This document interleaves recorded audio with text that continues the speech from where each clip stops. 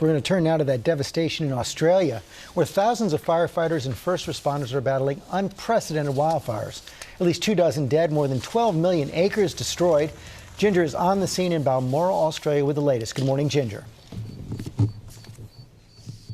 Good morning, George. The people that lived inside this home say they were 30 seconds from becoming a statistic. They had actually put in fire-resistant glass. That's what I'm holding here, just a twisted mess. The metal all twisted. Their home, they said, was just hit by fireballs that just came down and melted it in an instant. I want you to look at this map because that's the map of Australia over the weekend when 200 fires were burning. Just to give you the scope of this, if you put that superimposed on the United States, that would be like fires burning from California to Pennsylvania, Wisconsin to Florida.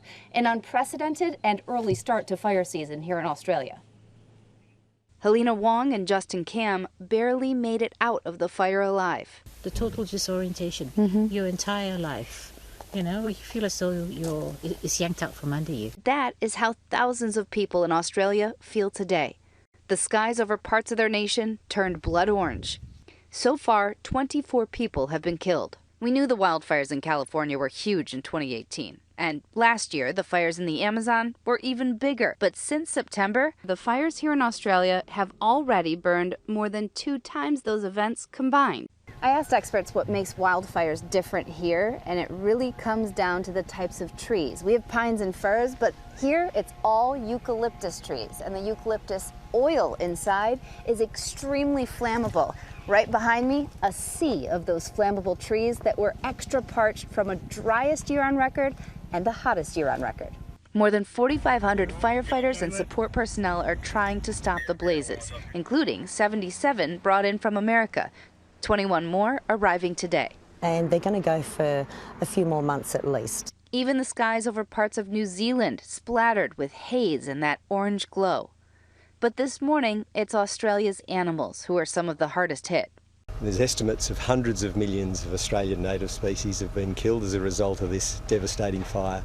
Reports that as much as half of the island's koala population has been wiped out. The TARONGA Zoo in Sydney taking in koala evacuees. A dozen koalas in here rescued. That's right. And this is quarantine, This is a quarantine area, so we're obviously keeping these animals isolated from the rest of the zoo collection. So we are inside the quarantine where 12 koalas were rescued by Science for Wildlife. Now you have to look right over here. You can see that these females actually have joeys with them. So it was a population they'd been watching for some time. They knew that the fire could potentially take out their habitat, and it did. So it was a good thing they got them out when they did.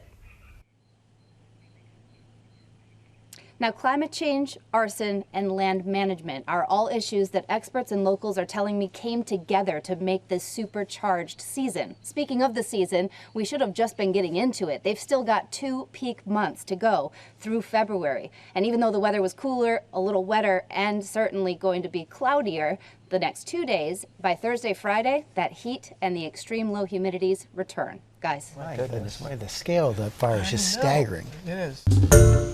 Hi everyone, George Stephanopoulos here. Thanks for checking out the ABC News YouTube channel. If you'd like to get more videos, show highlights, and watch live event coverage, click on the right over here to subscribe to our channel, and don't forget to download the ABC News app for breaking news alerts. Thanks for watching.